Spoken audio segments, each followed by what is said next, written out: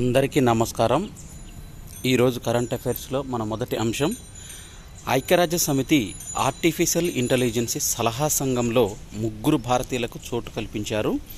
కృత్రిమ మేధ ఆర్టిఫిషియల్ ఇంటెలిజెన్స్తో వచ్చే ప్రమాదాలను నివారించి మానవాళి ప్రగతికి అవసరమైన సలహాలు సూచనలు ఇవ్వడానికి ఒక సంఘాన్ని నియమిస్తున్నట్లు ఐక్యరాజ్య సమితి ప్రధాన కార్యదర్శి ఆంటోనియో గుటెరస్ ప్రకటించారు. ఈ సంఘంలో 3 భారతీయ టెక్ నిపుణులు సభ్యులుగా ఉన్నారు. టెక్నాలజీకి సంబంధించిన ఐక్యరాజ్య సమితి ప్రధాన కార్యదర్శి దూత అయిన అమన్దీప్ సింగ్ గిల్, ఇండియా షాక్ట్, హెల్త్ షాక్ట్ డిజిటల్ సంస్థల రూపకర్త Sharat Sharma, hugging face India ప్రధాన పరిశోధకురాలు నాజ్నిన్ రజనీకీలు చోటు దక్కించుకున్నారు. మాల్దీవులు పూర్తి స్వతంత్రంగా ఉండాలని భావిస్తున్నట్లు కొత్తగా ఎన్నికైన అధ్యక్షుడు మొహమ్మద్ మయిజ్జు అన్నారు. తమ ద్వీపంలో మోహరించిన భారత బలగాలు వెళ్లిపోవాలని కోరుతామని తెలిపారు. హిందూ మహాసముద్రంలో చిన్న దీవుల సమూహమైన మాల్దీవుల పట్టు కోసం భారత్, చైనా 2 పోటీ పడుతున్న వేళ ఆయన నుంచి ఈ వ్యాఖ్యలు వచ్చాయి. భారత బలగాలు భారత్ సహకారంతో ఏర్పాటు చేసిన రాడార్ స్టేషన్లు, నిఘా విమానాల నిర్వహణ బాధ్యతలను చూస్తాయి. భారత యుద్ధ నౌకలు మాల్దీవుల ప్రత్యేక ఆర్థిక జోన్లో గస్తీకి సహకరిస్తాయి. మయిజ్జు నవంబర్ 17న అధ్యక్షుడిగా ప్రమాణ స్వీకారం చేయనున్నారు. చైనా అనుకూలవాదిగా పేరొందిన మాజీ అధ్యక్షుడు యామిన్కు ఆయన సన్నిహితుడు. చంద్రయాన్-3 చందమామ పైన దుమ్ములేపిన విక్రమ్ ల్యాండింగ్ సమయంలో గాల్లోకి ఎగిసిన 2 టన్నుల మట్టి. భారత్ ప్రతిష్టాత్మకంగా చేపట్టిన చంద్రయాన్-3లోని విక్రమ్ ల్యాండరు దుమ్మురేపింది. చంద్రుడి ఉపరితలంపైన ఇది దిగిన చోటు దాదాపు 2.06 టన్నుల మట్టి రాళ్లు గాల్లోకి లేచి కింద పడ్డాయి. ఫలితంగా ఆ ప్రదేశంలో ప్రకాశవంతంగా కనిపిస్తుంది. దీన్ని ఎజెక్టా హాలో అని పిలుస్తారు. విక్రమ్ ల్యాండర్ ఆగస్టు 23న జాబిల్లి దక్షిణ ధ్రువ ప్రాంతంలో దిగిన సంగతి తెలిసిందే. అయితే నాటి పరిణామాలను చంద్రుడి కక్షలో ఉన్న చంద్రయాన్-2 ఆర్బిటరు హై రిజల్యూషన్ కెమెరా సహాయంతో హైదరాబాద్లోని నేషనల్ రిమోట్ సెన్సింగ్ సెంటర్ శాస్త్రవేత్తలు విశ్లేషించారు. ల్యాండింగ్కు కొద్ది గంటల ముందు, ఆ తర్వాత ఇది తీసిన ఫోటోలను పోల్చి చూశారు. విక్రమ్ కింది దిగేటప్పుడు డీసెంట్ స్టేజ్ రాకెట్ల ప్రజ్వలన కారణంగా జాబిల్లి ఉపరితలం నుంచి భారీగా ధూళి పైకి ఎగిసినట్లు తేలింది. ఫలితంగా అక్కడ 108.4 మీటర్ల విస్తీర్ణంలో మట్టి చెల్లాచెదురైనట్లు ఇస్రో వివరించింది. ఇలాంటి సంఘటనల సమయంలో చంద్రుడి ధూళి స్పందించే తీరుపైన కొత్త విషయాలు ఈ పరిశోధనలో వెలుగులోకి తెచ్చినట్లు శాస్త్రవేత్తలు తెలిపారు. చైనా మాజీ ప్రధాని లీ కెకియాంగ్ కన్నుమూత. చైనా మాజీ ప్రధాని లీ కెకియాంగ్ 68 సంవత్సరాల వయసులో కన్నుమూశారు. షాంఘైలో గురువారం రాత్రి అర్ధరాత్రి దాటిన తర్వాత గుండెపోటుతో ఆయన మరణించినట్లు అక్కడ మీడియా తెలిపింది. 2013 మార్చి నుంచి 10 ఏళ్ల పాటు ఆయన చైనా ప్రధానిగా ఉన్నారు. ఈ ఏడాది మార్చిలో పదవి నుంచి వైదొలిగినప్పటి నుంచి షాంఘైలో విశ్రాంత జీవితాన్ని గడుపుతున్నారు.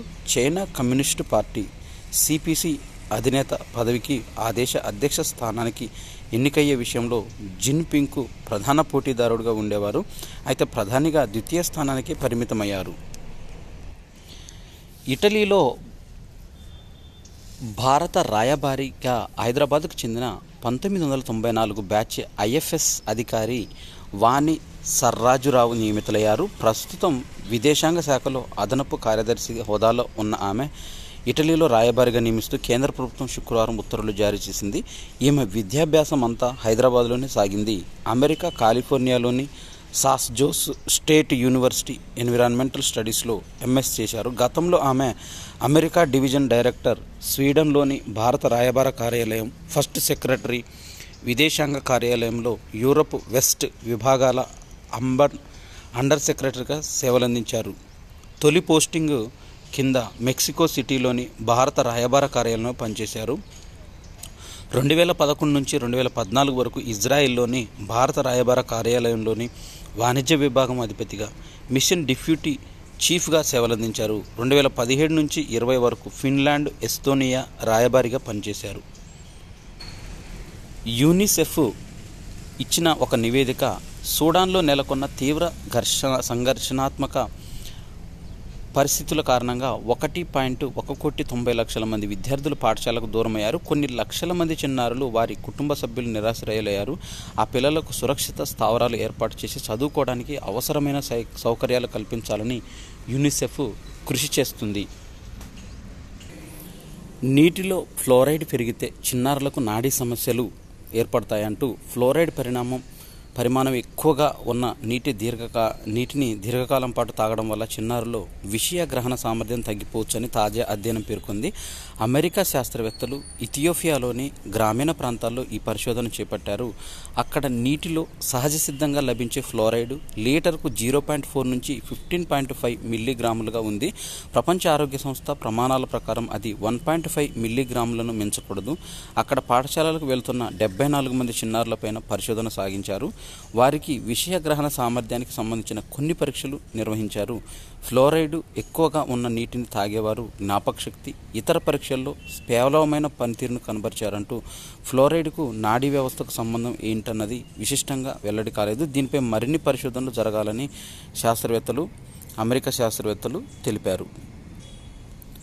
డెంగీ, గన్యా వంటి వ్యాధులకు కారణమయ్యే వైరస్లను మోసుకెళ్లే దోమలు తీవ్ర డీహైడ్రేషన్ బారి నుంచి తమ గుడ్లను రక్షించుకుంటున్న తీరును శాస్త్రవేత్తలు వెలుగులోకి తెచ్చారు. ఇందుకోసం అవి తమ జీవక్రియల్లో మార్పులు చోటు చేసుకుంటున్నట్లు వివరించారు. ఈ వ్యాధుల నియంత్రణకు ఇది కొత్త ద్వారాలను తెరుస్తుందని పేర్కొన్నారు. బెంగళూరులోని stem cell science and regenerative medicine మండిలోని ఐఐటి శాస్త్రవేత్తల ఈ పరిశోధనలు చేశారు. కణాల్లో చాలా వరకు నీరే ఎక్కువగా ఉంటుంది. డీహైడ్రేషన్ ఏ జీవికైనా ప్రమాదకరమే. ఎందుకంటే సరిపడా నీరు ఉంటేనే ప్రోటీన్లు, ఇతర కణ సంబంధ పరమాణువులు సక్రమంగా పనిచేస్తాయి. నీటి పరిమాణం తగ్గిపోతే తలెత్తే పరిస్థితులను తట్టుకునే సామర్థ్యాన్ని కొన్ని జీవులు సాధించాయి. వీటిలో ఏడిస్ ఈజిప్టై దోమ కూడా ఉంది. ఇది జీకా, డెంగీ, యెల్లో ఫీవర్, గన్యా వంటి అనేక వైరస్ వ్యాధులకు వాహకంగా ఉంది. ఉత్తర ఆఫ్రికా నుంచి ప్రపంచవ్యాప్తంగా ఈ దోమలు విస్తరించాయి. ఏడిస్ దోమల గుడ్ల లార్వాలు బయటికి రావడానికి 72 గంటల వరకు పట్టొచ్చు. ఈ క్రమంలో అవి కనీసం 15 గంటల పాటు డీహైడ్రేషన్ను తట్టుకోవాలి. ఈలోగానే పొడిబారే గుడ్లు పొదగలేదు. డీహైడ్రేషన్ బారిన పడిన గుడ్లను పరిశీలించినప్పుడు వాటి జీవక్రియ సంబంధ వ్యవస్థల్లో అనేక మార్పులు చోటు చేసుకుంటున్నట్టు తెలిసింది. మొత్తం మీద వాటిలోని జీవక్రియలు తగ్గాయి.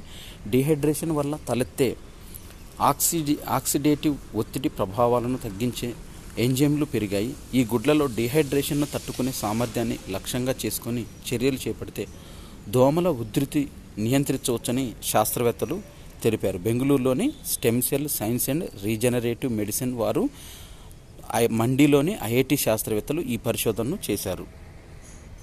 2025 నాటికి 20 లక్షల మంది భారతీయ విద్యార్థులు విదేశీ బాట పట్టారు. తెలంగాణ, ఏపీ, పంజాబ్, మహారాష్ట్రల నుంచి అత్యధికంగా ఉన్నత చదువులపైన తాజా నివేదికను వెల్లడించారు. ఉన్నత చదువుల కోసం విదేశాలకు వెళ్తున్న భారతీయ విద్యార్థులు అత్యధికులు తెలంగాణ, ఆంధ్రప్రదేశ్, పంజాబ్, మహారాష్ట్ర వారే ఉన్నట్టు శుక్రవారం విడుదలైన beyond beds and boundaries Indian student mobility 2023 నివేదిక పేర్కొంది. ఇదివరకు అమెరికా, కెనడా, బ్రిటన్, ఆస్ట్రేలియాల్లో చదవడానికి విద్యార్థులు ఎక్కువగా వెళ్ళేవారని, ఇప్పుడు కొత్తగా Germany, Kyrgyzstan, Ireland, Singapore, Russia, Philippines, France, New Zealand దేశాలకు చదివేందుకు ఆసక్తి చూపుతున్నారని, 2019లో దాదాపు 10.9 lakhs మంది విదేశాల్లో విద్యనభ్యసించారు. 2022లో ఆ సంఖ్య 13.24 లక్షలకు చేరినట్లు వెల్లడించింది. ప్రస్తుతం వృద్ధి రేటు 15% ఇలా కొనసాగితే ఏపీ 2025 నాటికి అది 20 లక్షలకు చేరుతుందని అంచనా వేసింది. మొత్తంగా ఆంధ్రప్రదేశ్, తెలంగాణ, పంజాబ్, మహారాష్ట్రల నుంచి 12.5% చొప్పున, గుజరాత్, తమిళనాడు, ఢిల్లీ, దేశ రాజధాని ప్రాంతం నుంచి 8% చొప్పున, కర్ణాటక నుంచి 6% చొప్పున, ఇతర రాష్ట్రాల నుంచి 33% మంది విద్యార్థులు ఉన్నత చదువుల కోసం విదేశాలకు వెళ్తున్నట్లు పేర్కొంది. ఢిల్లీలో శుక్రవారం ప్రారంభమైన 16వ అర్బన్ మొబిలిటీ ఇండియా కాన్ఫరెన్స్లో కేంద్ర గృహ నిర్మాణ, పట్టణాభివృద్ధి శాఖ మంత్రి హర్దీప్ సింగ్ పూరి పాల్గొని భారత్లో రోజుకు 1 కోటి మందికి పైగా మెట్రో రైల్లో ప్రయాణిస్తున్నారంటూ తెలిపాడు. ప్రస్తుతం దేశవ్యాప్తంగా 20 నగరాల్లో 895 కిలోమీటర్ల దూరంలో మెట్రో రైలు నడుపుతున్నట్టు వెల్లడించారు. మరికొన్ని సంవత్సరాల్లో ఇది ప్రపంచంలో 2వ అతిపెద్ద మెట్రో వ్యవస్థగా అభివృద్ధి చెందుతుంది అంటూ హర్దీప్ సింగ్ పూరి గారు తెలిపారు. డ్రోన్లను తయారు చేసే హైదరాబాద్ అంకుర సంస్థ మారుత్ డ్రోన్స్ విస్తరణ దిశగా అడుగులు వేస్తుంది. ఇందులో భాగంగా 9,000 చదరపు అడుగుల విస్తీర్ణంలో కొత్త కార్యాలయాన్ని ప్రారంభించింది. ఇప్పటికే ఈ సంస్థలో 84 మంది ఉద్యోగులు ఉండగా 2020 నాటికి ఈ సంఖ్య 200కు చేరుతుందని సంస్థ వ్యవస్థాపకుడు CEO ప్రేమ్ కుమార్ విశ్లావత్ తెలిపారు. ప్రస్తుతం తెలంగాణ, ఆంధ్రప్రదేశ్ సహా 10 రాష్ట్రాల్లో 270 డ్రోన్లు పనిచేస్తున్నాయని, ఏడాదిలో మరో 6 రాష్ట్రాలకు విస్తరిస్తారని తెలిపారు. 2028 నాటికి 500 మందికి పైగా డీలర్లను నియమించుకుంటామని వెల్లడించింది. వచ్చే మార్చి నాటికి 32 కోట్ల మేరకు పెట్టుబడులు సమీకరించే ప్రయత్నాల్లో ఉన్నట్లు వివరించారు. వచ్చే 5 ఏళ్లలో 30,000కు పైగా డ్రోన్లను తీసుకొస్తామని పేర్కొన్నారు. ప్రధానంగా వ్యవసాయంలో డ్రోన్ల వినియోగం పెంచేందుకు ప్రయత్నిస్తున్నట్టు తెలిపారు. రక్షణ రంగంలో భారత్ డైనమిక్స్ లిమిటెడ్ BDL చైర్మన్గా, మేనేజింగ్ డైరెక్టర్గా మాధవరావు నియమితులయ్యారు. ప్రస్తుతం ఆయన ఆ సంస్థ డైరెక్టర్ టెక్నికల్ డిపార్ట్మెంట్లో ఉన్నారు. 3 నెలలకు పాటు లేదా కొత్త వారిని నియమించే వరకు ఈయన ఈ పదవిలో కొనసాగుతారు. ప్రస్తుతం ఉన్న క్రిమినల్ చట్టాల స్థానంలో నూతన శాసనాలను తీసుకొచ్చేందుకు ఉద్దేశించిన 3 బిల్లులను పరిశీలిస్తున్న పార్లమెంటరీ కమిటీ ముందుగా నిర్ణయించిన ప్రకారం శుక్రవారం ముసాయిదా నివేదికను ఆమోదించలేదు. వీటిపైన మరింత అధ్యయనం చేయాలన్న ప్రతిపక్షాల పార్టీల సభ్యుల అభ్యంతరాల మేరకే ఈ నిర్ణయం తీసుకున్నట్టు సమాచారం. ఈ మేరకు కమిటీ కాలపరిమితి 3 నెలలు పొడిగించాల్సిందిగా కోరారు. పలువురు ప్రతిపక్ష పార్టీల సభ్యుల హోంమంత్రిత్వ శాఖ వ్యవహారాలపైన ఏర్పాటైన పార్లమెంటరీ స్థాయి సంఘం చైర్మన్ బ్రిజ్లాల్కు విజ్ఞప్తి చేశారు. స్వల్పకాలిక ఎన్నికల ప్రయోజనాల కోసం ఈ బిల్లులను బలవంతంగా ఆమోదించకూడదని స్పష్టం చేశారు. మరోవైపు కమిటీ వచ్చే నెల 6వ తేదీన సమావేశం కానుంది. కొంతమంది ప్రతిపక్ష పార్టీల సభ్యుల నిరసనల మధ్య ఈ రోజున ముసాయిదా ఆమోదించే అవకాశం ఉంది. రాష్ట్రంలోని తొలి ఓటరు గ్రామం మద్యానికి పూర్తిగా దూరంగా ఉంటూ ఆదర్శంగా నిలుస్తుంది. కొమురంభీం ఆసిఫాబాద్ జిల్లాలోని సిర్పూర్ తెలంగాణలోని మొదటి అసెంబ్లీ నియోజకవర్గంగా ఇక్కడ కాగజ్నగర్ మండలంలో మాలిని తొలి ఓటరు గ్రామం. ఎన్నికల సంఘం విడుదల చేసిన జాబితాలో ఈ గ్రామానికి చెందిన ఆత్రం రంబాబాయి అనే మహిళ తొలి ఓటరుగా నమోదయ్యారు. 2018లో ఇదే గ్రామానికి చెందిన సుందరాబాయి తొలి ఓటరుగా ఉండేవారు. ఆమె మృతితో ఈసారి రంబాబాయికి అవకాశం వచ్చింది. మాలినిలో 430 మంది ఓటర్లు ఉన్నారు. గతంలో మావోయిస్టు ప్రభావిత ప్రాంతమైన ప్రతి ఎన్నికల్లో 90% పైగా ప్రజలు ఓటేస్తున్నారు. ఒకప్పుడు గ్రామంలో మద్యము వినియోగం ఉండేదని, దానివల్ల ఆర్థికంగా, ఆరోగ్యపరంగా ఇబ్బందులు తలెత్తడంతో స్థానిక యువత కలిసికట్టుగా మద్యపానం నిషేధంపైన నిర్ణయం తీసుకున్నట్టు స్థానికుడైన సంతోష్ తెలిపారు. తొలి ఓటరుగా అవకాశం వచ్చినందుకు సంతోషంగా ఉందంటూ రంబాబాయి తెలిపారు. ఆదాయ పన్ను చట్టం 1961లోని సెక్షన్ 1046 ప్రకారం తెలంగాణ భవన నిర్మాణ కార్మిక సంక్షేమ బోర్డుకు ఆదాయం పన్ను మినహాయింపును కల్పిస్తూ కేంద్ర ప్రత్యక్ష పన్నుల board central direct taxes board శుక్రవారం నోటిఫికేషన్ జారీ చేసింది. దీంతో బోర్డుకు లభించే సుంకం సెస్ భవన ఇతర నిర్మాణ కార్మికుల నుంచి వసూలు చేసిన రిజిస్ట్రేషన్, రెన్యువల్ ఫీజు, బ్యాంకుల్లో ఉన్న డిపాజిట్లపైన లభించిన వడ్డీకి ఆదాయ పన్ను నుంచి మినహాయింపు లభించనుంది. సినిమాల్లో మనకి గయ్యాలి అత్త పాత్ర అనగానే అందరికీ గుర్తొచ్చే సహజ నటి సూర్యకాంతం శత జయంతి వేడుకలను నిర్వహించాలని చెన్నైలోని Andhra social and cultural association ప్రాంగణంలో గోదావరి హాలులో నవంబర్ 5వ తేదీన సూర్యకాంతం యొక్క శత జయంతి ఉత్సవాలను జరపాలని నిర్ణయించారు. ఈ సందర్భంగా సూర్యకాంతం వార్తల్లోకి వచ్చారు. నవంబర్ 5న శత జయంతి ఉత్సవాలు చెన్నైలో జరుగుతాయి. ఇక జమిలీ ఎన్నికలకు దాదాపుగా 30 లక్షల ఈవీఎంలు కావాలి అంటూ ఏర్పాటుకు 1.5 ఏడాదిన్నర సమయం అవసరమని లా కమిషన్ ఎన్నికల సంఘం సమాచారం అందించింది. దీనిలో దేశవ్యాప్తంగా లోక్సభతో పాటు అన్ని రాష్ట్రాల అసెంబ్లీ ఎన్నికలు ఒకేసారి నిర్వహించాలంటే దాదాపుగా 30 లక్షల ఎలక్ట్రానిక్ ఓటింగ్ యంత్రాలు ఈవీఎంలు అవసరమని అధికారిక వర్గాలు వెల్లడించాయి. అలాగే జమిలీ ఎన్నికలు సన్నాహకాలు పూర్తి చేయడానికి దాదాపు ఏడాదిన్నర సమయం కావాలని పేర్కొంది. జమిలీ ఎన్నికల సాధ్యాసాధ్యాలపైన దేశంలో చర్చ జరుగుతుంది. లోక్సభకు, రాష్ట్రాల అసెంబ్లీలకు ఒకేసారి ఎన్నికలు నిర్వహించడానికి కేంద్ర ప్రభుత్వం మొగ్గు చూపుతున్నట్లు ప్రచారం సాగుతుంది. కేంద్ర లా కమిషన్ ప్రస్తుతం జమిలీ ఎన్నికల అంశంపైన కసరత్తు చేస్తుంది. జమిలీ ఎన్నికలు నిర్వహించాలంటే ఈవీఎంలు ఎన్ని కావాలి, ఎంత సమయం అవసరం అన్న దానిపైన ఎన్నికల సంఘం అధికారులు లా కమిషన్ కొన్ని నెలల క్రితం సమాచారం ఇచ్చినట్టు తెలుస్తుంది. ఒక బ్యాలెట్ యూనిట్, ఒక వీవీప్యాట్ ఉంటాయి. జమిలీ ఎన్నికలకు 30 లక్షల కంట్రోల్ యూనిట్లు, 43 లక్షల బ్యాలెట్ యూనిట్లు, 32 లక్షల వీవీప్యాట్లు కావాలని చెప్తున్నాయి. కొన్ని బ్యాలెట్లు యూనిట్లు, వీవీప్యాట్లు రిజర్వ్లో ఉంచాల్సి ఉంటుంది కాబట్టి అదనంగా అవసరమని పేర్కొంటున్నారు. ఒకవేళ జమిలీ ఎన్నికలు నిర్వహిస్తే కంట్రోల్ యూనిట్లు, బ్యాలెట్ యూనిట్లు, వీవీప్యాట్లు కలిపి దాదాపు 35 లక్షల ఓటింగ్ యూనిట్లను కొత్తగా సమకూర్చుకోవాల్సి ఉంటుందంటూ తెలిపారు. ఇక ఆసియా పారా క్రీడల్లో భారత్ 99 పతకాలను సాధించింది. 2 చేతులు లేకపోయినా 2 స్వర్ణాలు నెగ్గిన భారత ఆర్చర్ శీతల్ తన లక్ష్యమే కుంగిపోయేలాగా ఆత్మవిశ్వాసాన్ని నిలువుటద్దంగా భారత క్రీడాకారిణి శీతల్ దేవి ఆసియా పారా క్రీడల్లో పతకాల హ్యాట్రిక్ను సాధించింది. కాశ్మీర్కు చెందిన 16 ఏళ్ల టీనేజ్ ఆర్చర్ 2 చేతులు భుజాల నుంచే లేవు, మరి 2 చేతులు తప్పక కావాల్సిన విలువిద్యలో ఆమె పథకంపై గురిపెట్టడం ఏంటని ఆశ్చర్యం కలగమానదు. శీతల్ కాళ్లతో విల్లును నిటారుగా నిలబెట్టి నోటితో బాణాన్ని లాగిపట్టి లక్ష్యంపై గురిపెట్టి ఆమె ప్రావీణ్యానికి జేజేలు పలకాల్సిందే అంటూ ఆమె ప్రదర్శన ముందు వైకల్యం పూర్తిగా ఓడిపోయిందంటూ ఆసియా పారా క్రీడల్లో 2 స్వర్ణాలు, 1 రజతంతో ఆమె హ్యాట్రిక్ సాధించింది. ఇంతకుముందు మహిళల కాంపౌండ్ టీం విభాగంలో రజతం నెగ్గిన ఆమె రాకేష్ కుమార్తో కలిసి గురువారం మిక్స్డ్ టీం ఈవెంట్లో స్వర్ణం సాధించింది. శుక్రవారం జరిగిన వ్యక్తిగత విభాగం ఫైనల్లో శీతల్ దేవి 144, 142తో అలీం నూర్ సియాదా సింగపూర్పై గెలిచింది. తద్వారా ఒకే ఆసియా పారా ఈవెంట్స్లో 2 బంగారు పతకాలు గెలిచిన తొలి మహిళా అథ్లెట్గా రికార్డులోకి ఎక్కింది. ఇదే ఈవెంట్లో అంకుర్ 2 స్వర్ణాలతో పురుష అథ్లెట్గా నిలిచారు. శుక్రవారం పారాలింపిక్ ఛాంపియన్ అయిన షట్లర్ ప్రమోద్ భగత్, మహిళల్లో తులస్మతి మురుగేషన్, పురుషుల డబుల్స్లో నితేష్ తరుణ్ జోడీ బంగారు పతకాలు సాధించారు.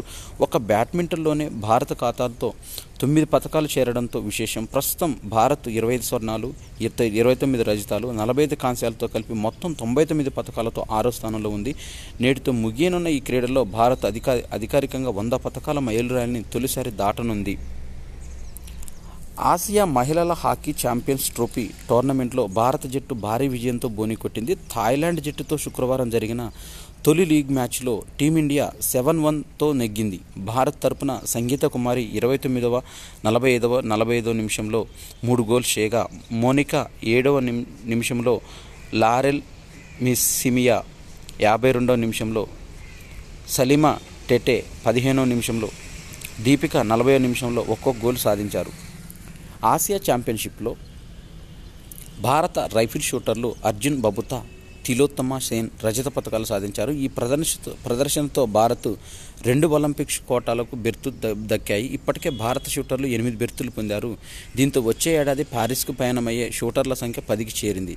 శుక్రవారం జరిగిన పురుషుల 10 మీటర్ ఎయిర్ రైఫిల్ ఫైనల్లో 24 ఏళ్ల అర్జున్ 251.2 పాయింట్స్తో 2వ స్థానంలో నిలిచారు. మహిళల 10 మీటర్ ఎయిర్ రైఫిల్ ఫైనల్లో 15 ఏళ్ల తిలోత్తమ 252.3 పాయింట్లతో త్రుటిలో స్వర్ణం కోల్పోయింది. సయ్యద్ ముస్తాక్ అలీ T20 ట్రోఫీలో హైదరాబాద్ అద్భుతంగా రాణించింది. గ్రూప్ ఏలో 7 మ్యాచ్ల్లో 6 విజయాలు సాధించింది. అయినా సరే నాకౌట్ దశకు అర్హత సాధించలేకపోయింది. నెట్ రన్ రేటు 1.371లో వెనకబడి 3వ స్థానంతో టోర్నీ నుంచి నిష్క్రమించింది. 6 విజయాలే సాధించినప్పటికీ ముంబై 1.976, బరోడా 1.583 మెరుగైన రన్ రేటుతో వరుసగా తొలి 2 స్థానాల్లో నిలిచి క్వార్టర్ ఫైనల్లో ప్రవేశించాయి. శుక్రవారం తమ చివరి గ్రూప్ మ్యాచ్లో హర్యానాపై 5 వికెట్ల తేడాతో హైదరాబాద్ గెలిచింది. మొదట హర్యానా 20 ఓవర్లతో 9 వికెట్లకు 139 పరుగులు చేసింది.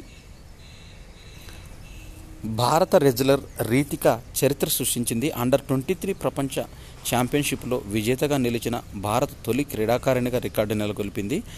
ఆమన్ సెహరావత్ 2022 పురుషుల విభాగం ఛాంపియన్షిప్ తర్వాత ఈ ఘనత సాధించిన రెండో భారత రెజ్లర్గా నిలిచింది.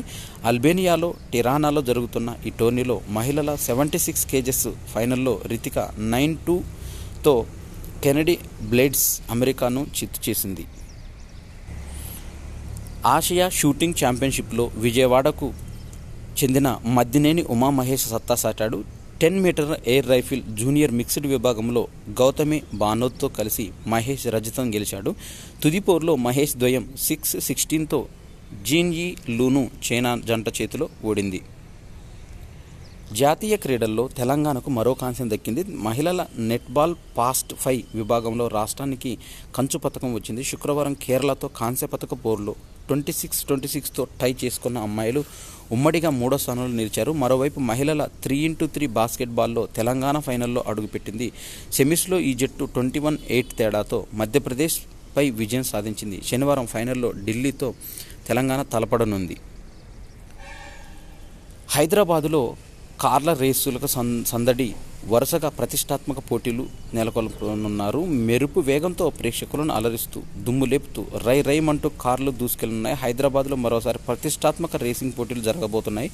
ఇప్పటికే హుస్సేన్ సాగర్ సమీపంలోని స్ట్రీట్ సర్క్యూట్లో నిరుడు జరిగిన ఇండియన్ రేసింగ్ లీగ్ ఈ ఏడాది ఫిబ్రవరిలో నిర్వహించిన ఫార్ములా ఈ హైదరాబాద్ గ్రాండ్ ప్రీ రేసు అభిమానులు అలరించిన సంగతి తెలిసిందే. ఇప్పుడు మరోసారి భాగ్యనగరం రేసింగ్ కళ వచ్చింది. మొదటగా జాతీయ ర్యాలీ ఛాంపియన్షిప్తో సందడి మొదలవుతుంది. నగర శివారులో సంఘీ స్పిన్నర్స్లో ఈ ఛాంపియన్షిప్ 4వ రౌండ్ కార్ల రేసు శని ఆదివారాల్లో జరుగుతుంది. శుక్రవారం తెలంగాణ మాజీ డీజీపీ అనురాగ్ శర్మ జెండా ఊపి అధికారికంగా రేసును ప్రారంభించారు. 17 ఏళ్ల విరామం తర్వాత హైదరాబాద్లో ఈ రేసును నిర్వహిస్తున్నారు. మొత్తం 55 కార్లు పరిగెత్తుతున్నాయి.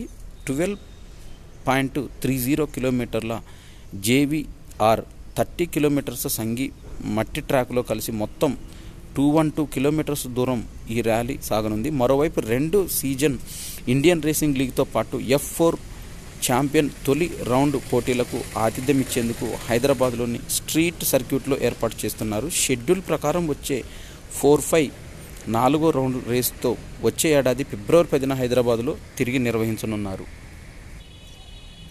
ఇవి అక్టోబరు 28కి సంబంధించిన కరెంట్ అఫైర్స్. ఈ వీడియో నచ్చినట్టయితే లైక్ చేయండి. కాంపిటేటివ్ ఎగ్జామ్కి ప్రిపేర్ అయ్యే అభ్యర్థులకు ఈ వీడియోని షేర్ చేయండి. నా ఛానల్ని సబ్స్క్రైబ్ చేసుకోవడం ద్వారా నేను చేసే వీడియోలన్నీ మీకు నోటిఫికేషన్ రూపంలో వెలువడతాయి. Thanks for watching.